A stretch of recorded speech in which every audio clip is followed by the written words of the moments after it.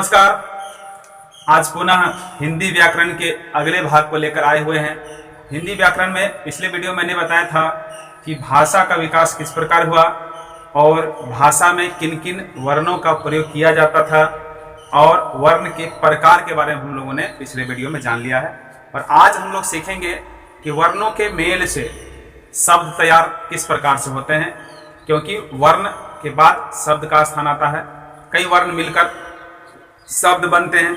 आइए जानते हैं कि शब्द किस प्रकार बनते हैं और शब्द के क्या क्या फंक्शंस हैं, क्या क्या कार्य हैं, किस प्रकार शब्दों को विभाजित किया गया है। आइए जानते हैं।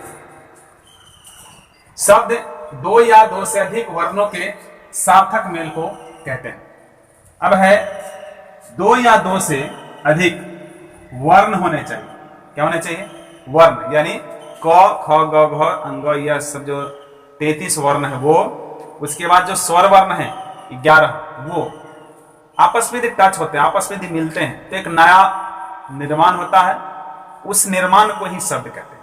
देखिए, समझते हैं। तो वर्णों के सार्थक मेल को शब्द कहते हैं। अब इस वर्ड को ध्यान से देखें आप।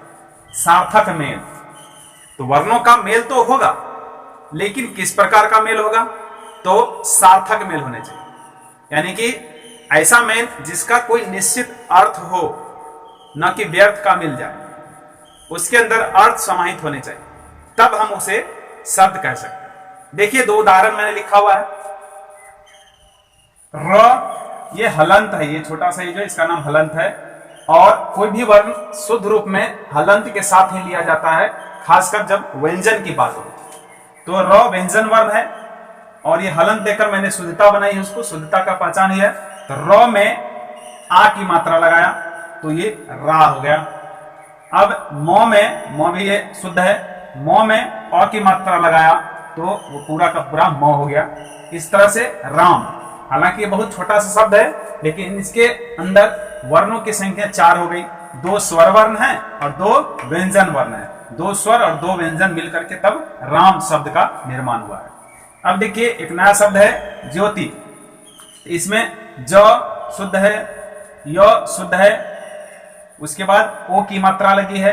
ये दोनों जो है वह ज और य ये व्यंजन वर्ण है, जबकि ओ स्वर वर्ण है। त व्यंजन वर्ण है शुद्ध रूप में, और ई जो है मात्रा है स्वर वर्ण। तो इस तरह से ये 1 2 3 4 5 ये 5 वर्ण को जब हम इकट्ठा जोड़ते हैं एक नया शब्द बनता है ज्योति। तो राम और ज्योति, इसका कोई ना कोई अर्थ है, इसका कोई ना कोई निश्चित अर्थ है, इसलिए इसको हम शब्द कह सकते हैं। अब आइए जानते हैं कि शब्दों के प्रकार कितने। उत्पत्ति लिखा हुआ है, यहां देखिए। उत्पत्ति मतलब होता है जन्म, उसका वंशज, प्रारंभिक, ठीक है ना। तो उत्पत्ति के आधार पर हम लोग समझेंगे कि ये शब्द कितने प्रकार के होते हैं। तो उत्पत्ति के आधार पर यहां देख पा रहे हैं आप, शब्द जो है 4 प्रकार लिखे गए। 4 प्रकार के शब्द होते हैं। तो कौन सब है? तो वे हैं तत्सम, तद्भव, देशज, विदेशज। तत्सम शब्द, देशज शब्द और विदेशज शब्द। तो तत्सम शब्द क्या होता है और विदेशज क्या होता है, देशज क्या होता है, उदाहरण से समझते हैं हम लोग। ये तत्सम शब्द जो है वह है सूर्य, अग्नि, चंद्र, पृथ्वी। इस उदाहरण से आपको पता चल गया होगा। नहीं पता चला तो मैं बता रहा हूं आपको कि तत्सम ये जो शब्द है, इस शब्द में ही बहुत सारी बात छिपी हुई है। इस वर्ड को, इस शब्द को आप अच्छे से देखिए। तत्सम यानी उसके समान। किसके समान भाई? ये है उसके समान। तो ये उसके, ये कौन है? तो ये है संस्कृत भाषा की बात हो रही है। आप सभी जानते हैं कि हिंदी भाषा की उत्पत्ति संस्कृत भाषा से हुई है और संस्कृत पूरे विश्व का, पूरे धरती का सबसे प्राचीन भाषा माना गया है। इसलिए देखिए, तत्सम का मतलब होता है वह शब्द जो संस्कृत के समान हो, यानी कि कोई भी ऐसा शब्द जो संस्कृत में और हिंदी में समान रूप से प्रयोग किए जाते हैं, उसे हम तत्सम शब्द कहेंगे। जैसे देखिए, सूर्य ये संस्कृत का शब्द है, लेकिन इसे हिंदी में भी बहुत ही आसानी से और बहुत ही प्रचलित ढंग से इसका प्रयोग किया जाता है। अग्नि, चंद्र, पृथ्वी ये सारे शब्द जो हैं वह संस्कृत के शब्द हैं, लेकिन आज उसका प्रयोग निसंकोच हिंदी में किया जाता है। तो इस प्रकार के शब्द को हम तत्सम शब्द कहते हैं। अब देखिए, तद्भव शब्द। तद्भव, भव जो है वह भी एक संस्कृत वर्ड है, संस्कृत शब्द है। वो भव का मतलब होता है होना, यानी कि हो गया, कुछ हो गया, कोई कुछ था और कुछ हो गया, यानी कि संस्कृत था और उसकी हो गई यानी हिंदी हो गई। यानी कि ऐसा शब्द जो संस्कृत के तो थे लेकिन आज उसका विकृत रूप हो गया, यानी वह टूट गया, उसके अंदर कुछ विकृतियां आ गई और वह शब्द जो है नया रूप ले लिया। जिस प्रकार से यहां देखिए सूर्य जो है वह अब सूरज बन गया है, तो सूर्य की विकृत शब्द सूरज है, अग्नि का विकृत स्वर शब्द आग है, चंद्र का चंद्रमा, पृथ्वी का पार्थिव। यहां मैंने लिखा दही, दही जो है संस्कृत में दधी था, दधी से दही हो गया। इस तरह से यहां देखिए पार्थिव और ये चंद्रमा, तो ये सारे शब्द वे शब्द हैं जो संस्कृत के थे लेकिन आज वह अपने विकृत रूप में, अपने टूटे फूटे रूप में हिंदी में प्रयोग किए जाते हैं। अब देखिए बढ़ते हैं आगे, देशज शब्द। देशज शब्द क्या है?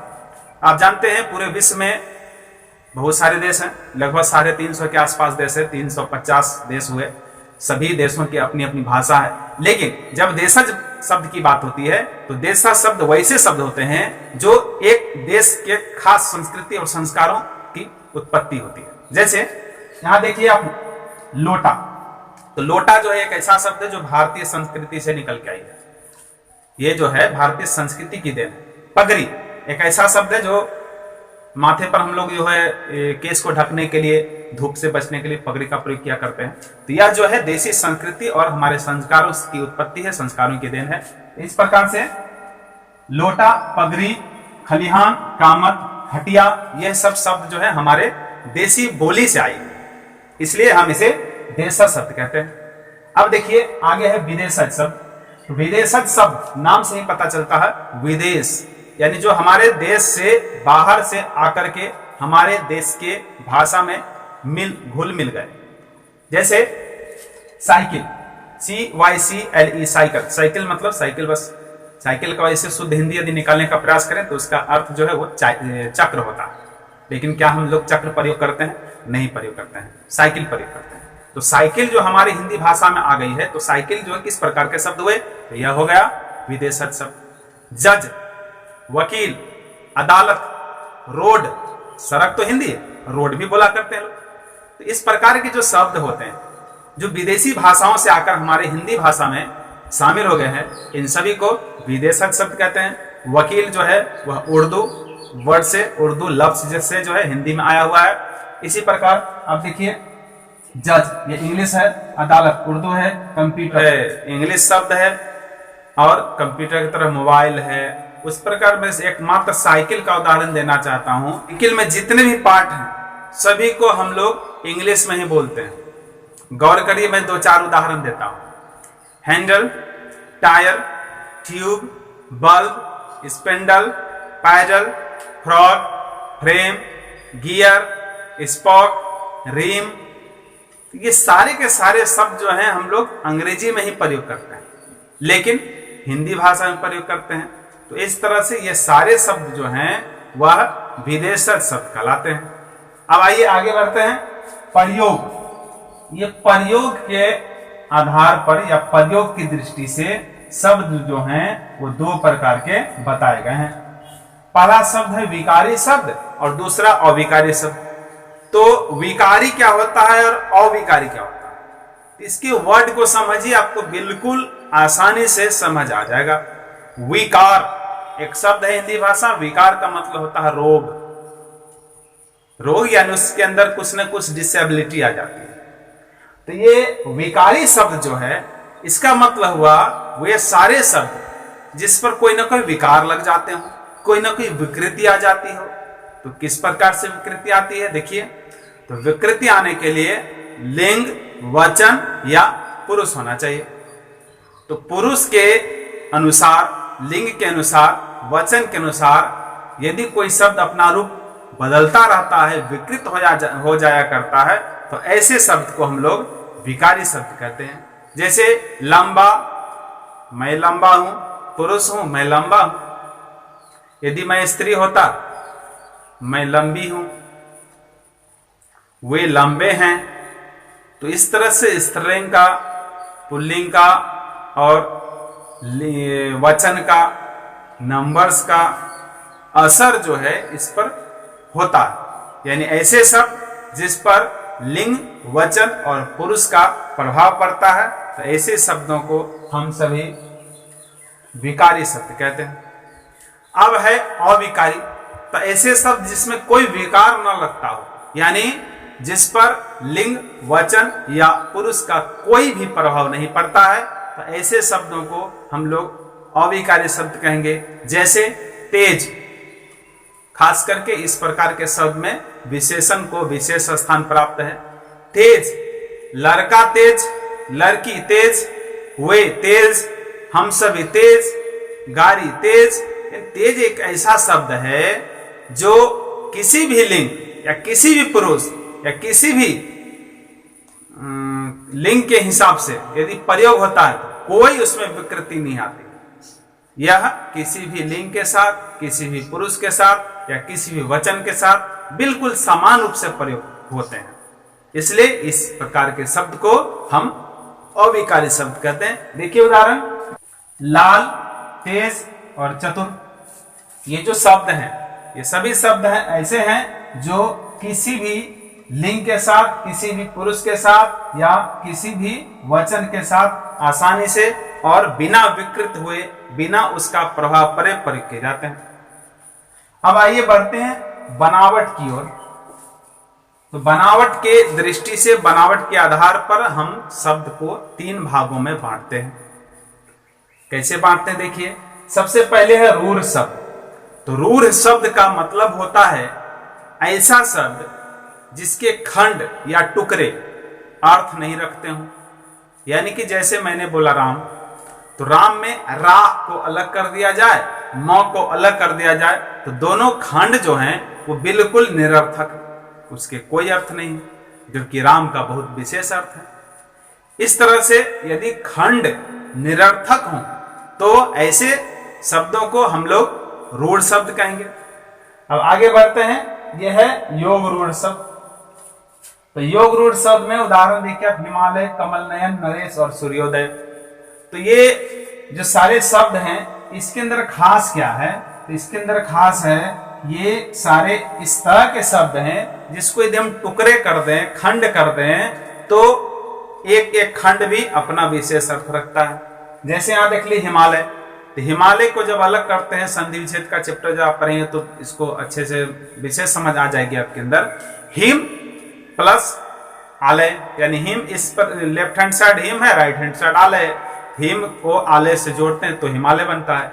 लेकिन आलय का अपना एक अर्थ है घर और हिम का एक अपना अर्थ है बर्फ। इस तरह से अलग होने के बाद भी यदि अर्थ रखता हो कोई शब्द, तो ऐसे शब्द को हम लोग योग रूढ़ शब्द कहते हैं। कमल नयन, कमल अलग कर दें और नयन अलग कर दें, इसका भी अपना खुद का अर्थ है। अब है नरेश, नर यानी मानव, ईश यानी ईश्वर, मानव ईश्वर, दोनों अलग अलग खंड होने के बाद भी अर्थ रखते हैं। सूर्योदय, सूर्य, उदय, सूर्य अलग, उदय अलग, तो इसके खंड सार्थक होते हैं, इसके खंड निरर्थक होते हैं। तो इस तरह से ये हो गए रूढ़ शब्द और योग रूढ़ शब्द। अब आइए यौगिक शब्द क्या होता है? तो यौगिक शब्द का मतलब होता है वे सारे शब्द यौगिक शब्द कहलाएंगे जो एक विशेष अर्थ रखते हों। तो विशेष अर्थ का मतलब इसका कोई ना कोई पर्यायवाची शब्द होता है। जिस प्रकार से देखिए त्रिनेत्र, त्रिनेत्र का मतलब होता है 3 आंखों वाला, यानी कि शिव जी। आगे देखिए चतुर्भुज, चतुर्भुज का मतलब होता है 4 भुजाओं वाला, अर्थात ब्रह्मा जी, हमारे परमपिता ब्रह्म पर ब्रह्म। नीलकंठ, नीला हो कंठ जिसका, यानी कि एक अलग शब्द इसका है, एक अलग अर्थ इसका है नीलकंठ, हमें शंकर भगवान का नाम है। इस तरह के जो शब्द हैं जो अपना विशेष अर्थ रखते हो, पर्यायवाची रखते हो, इसको क्या कहेंगे? यौगिक शब्द। अब आइए अर्थ की दृष्टि से। तो अर्थ की दृष्टि से भी शब्द के 2 प्रकार बताए गए। अर्थ की दृष्टि से एक है सार्थक शब्द, एक है निरर्थक शब्द। तो सार्थक का मतलब होता है ऐसा शब्द जिसका अर्थ हो, और ऐसा शब्द जिसका अर्थ ना हो उसे हम निरर्थक कहेंगे। जैसे मैं कहता हूं, वैसे मैं गाड़ी वाड़ी लेकर आ जाऊंगा। तो ये गाड़ी तो मैं लेकर आऊंगा, ये बिल्कुल समझ में आती है, लेकिन गाड़ी के साथ जो वारी मैंने यूज किया, वारी का जो प्रयोग किया मैंने, ये बिल्कुल गलत है। तो यह शब्द जो है कभी कभी भाषा में, बोलचाल की भाषा में, हालांकि इसको लिखा नहीं जाता है, लेकिन बोलचाल की भाषा में यदि शुद्ध शब्दों के साथ कुछ अशुद्ध शब्द आ जाते हैं तो ऐसे शब्दों को निरर्थक शब्द कहते हैं। जिस शब्दों की अर्थ है वो सार्थक होंगे, जिसका एक अर्थ नहीं हो वह सार्थक शब्द के साथ पीछे से सट के उसका यूज केवल भाषा में होता है, वो लिखित में नहीं, वो मौखिक भाषा में ज्यादा प्रयोग किया जाता है। तो इस तरह से शब्दों को हम लोग क्या कहते हैं? निरर्थक शब्द। ठीक है बच्चों, तो आज के लिए बस इतना ही। आगे मैं बताऊंगा कि इन शब्दों को जोड़ करके हम किस तरह से वाक्य निर्माण करते हैं, और फिर वाक्य निर्माण के बाद आगे का चैप्टर के बारे में मैं अगले वीडियो में बताऊंगा। आशा है आज का यह वीडियो आपको बहुत समझ आया होगा, बहुत अच्छे से समझे हैं आप, हमारा ऐसा विश्वास है। आज का यह वीडियो देखने के लिए धन्यवाद। यदि आपको हमारा यह वीडियो पसंद आया हो तो बिल्कुल इसे सब्सक्राइब करें और दोस्तों के बीच, छात्रों के बीच शेयर करें। धन्यवाद।